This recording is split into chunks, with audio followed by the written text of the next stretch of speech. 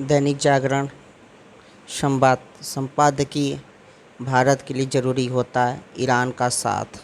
लेखक हर्ष बी पंत, नई दिल्ली स्थित ऑब्जर्वर रिसर्च फाउंडेशन में रणनीतिक अध्ययन कार्यक्रम के निदेशक।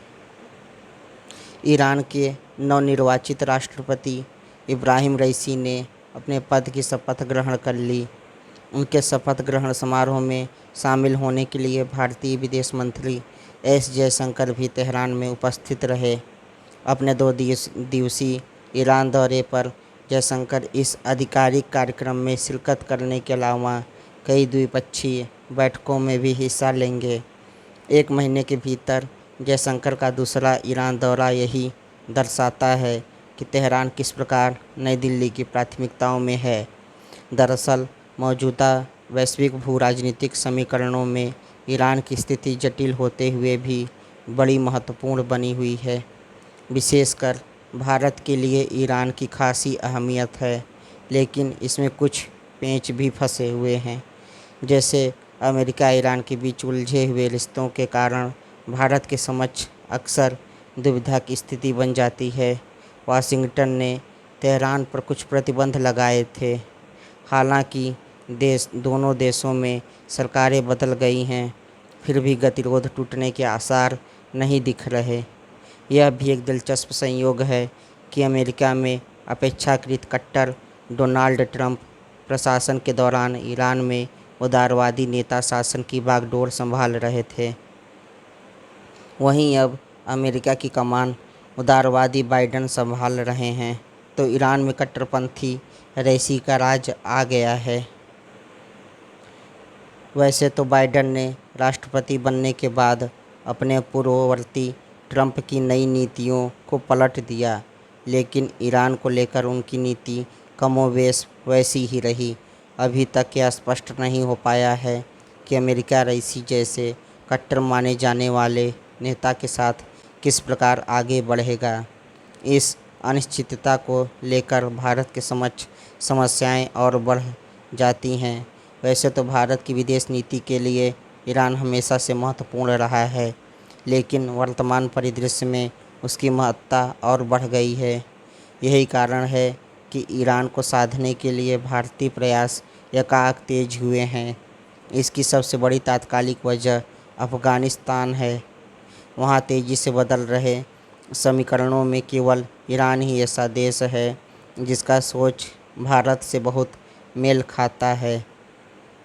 अफ़गान अखाड़े में सक्रिय खिलाड़ियों में जहां पाकिस्तान और चीन एक पाले में हैं, वहीं रूस की स्थिति न इधर न उधर वाली है।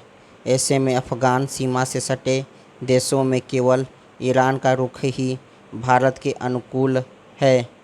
बदलते हालात के हिसाब से ईरान ने तैयारी भी शुरू कर दी है। उसने अफ़गान सीमा के आसपास अपने लड़ाकू दस्तों को सक्रिय कर दिया है। अफ़गानिस्तान में अपने व्यापक हितों को सुरक्षित रखने के लिए भारत को ईरान का साथ जरूरी है।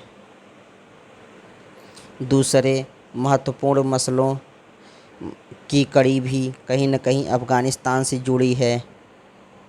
लैंडलॉक्ड यानी भू-आबद्ध देश अफ़गानिस्तान और मध्य एशिया तक पहुंच बनाने के लिए भारत ईरान में चाबहार बंदरगाह परियोजना से जुड़ा है। अमेरिकी प्रतिबंधों के कारण इस योजना का विस्तार अधर में पड़ गया है और यह आर्थिक स्तर पर भी अपेक्षित रूप से व्यवहारिक नहीं रह गई है। इस मोर्चे पर भारत की कमज़ोर होती स्थिति को देखते हुए चीन इस मौके को भुनाना चाहता है। इसी कारण उसने ईरान में करीब $400 अरब के निवेश की एक दीर्घकालीन योजना बनाई है। अनुबंधों में अपनी एकतरफा शर्तों और कर्ज के जाल में फंसाने के लिए कुख्यात होने के बावजूद चीन को इस मोर्चे पर मुश्किल इसलिए नहीं दिखती क्योंकि ईरान के पास और कोई विकल्प नहीं बचा है। ऐसे में भारत को कुछ ऐसे उपाय अवश्य करने आवश्यक हो गए हैं कि ईरान में चीन का प्रभाव एक सीमा से अधिक न बढ़ने पाए। भारत और ईरान के संबंधों में द्विपक्षीय व्यापार भी एक महत्वपूर्ण मुद्दा है। दोनों के व्यापारिक रिश्तों का एक खास पहलू यह है कि दोनों देश इसके लिए एक दूसरे की मुद्रा में विनिमय को प्राथमिकता देते आए हैं ताकि डॉलर के रूप में अपनी विदेशी मुद्रा की बचत की जा सके। हालांकि अमेरिकी प्रतिबंधों के कारण पिछले कुछ समय से दोनों देशों का व्यापार घटा है, क्योंकि भारतीय कंपनियां अमेरिकी प्रतिबंधों के कोप का भाजन नहीं बनना चाहती। ऐसे में भारत ईरान के संबंधों के परवान चढ़ने में एक तीसरा पक्ष यानी अमेरिका अहम किरदार बना हुआ है। केवल अमेरिका ही नहीं बल्कि पश्चिम एशिया में सऊदी अरब, संयुक्त अरब अमीरात यानी यूएई और इजराइल जैसे देशों के साथ भारत के संबंधों में आए व्यापक सुधारों से भी ईरान के साथ रिश्तों की तासीर प्रभावित हो रही है। मोदी सरकार के दौर में सऊदी अरब और यूएई के साथ भारत के संबंधों में नाटकीय रूप से सुधार हुआ। इसका भारत को पाकिस्तान के ऊपर दबाव बनाने में फ़ायदा भी मिला। वहीं इजराइल तो भारत का पारंपरिक रूप से सामरिक साझेदार है, जहां सऊदी अरब और यूएई के साथ ईरान की मुस्लिम जगत के नेतृत्व को लेकर प्रतिद्वंद्विता रही है। वहीं इजराइल उसे फूटी आंख नहीं सुहाता। इन तीनों ही देशों के इस समय भारत के साथ अत्यंत मधुर और बेहद अटूट संबंध हैं। ऐसी अड़चनों के बावजूद भारत ने ईरान को लेकर अपने प्रयासों में कोई कमी नहीं रखी है।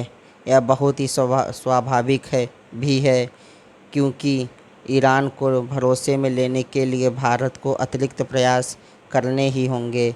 विशेषकर रईसी जैसे कट्टरपंथी नेता के साथ ताल मिलाने के लिए और भी आवश्यक हो जाता है। जयशंकर की एक के बाद एक यात्राएं इसी सिलसिले से हुई हैं। पश्चिम एशिया के भू राजनीतिक परिदृश्य से लेकर अफ़गानिस्तान में बदल रहे समीकरण हों या फिर पाकिस्तान को दरकिनार करते हुए अफ़गान और मध्य एशिया तक पहुंच बनाने का मसला, या फिर भारत की ऊर्जा सुरक्षा, इन सभी पहलुओं के लिहाज से ईरान का भारत के लिए बहुत ज़रूरी है। इसके लिए भारत के प्रयास तो सही दिशा में हैं, लेकिन इसके साथ ही उसके समक्ष ईरान की कहानी से जुड़े अन्य किरदारों को साधने की चुनौती भी उतनी ही बड़ी है। उम्मीद है कि भारतीय राजनीति इस दुविधा और धर्म संकट का भी कोई न कोई समाधान निकालने के लिए और सक्रियता दिखाएगी, ताकि राष्ट्रीय हितों को अपेक्षा के अनुरूप पोषित किया जा सके।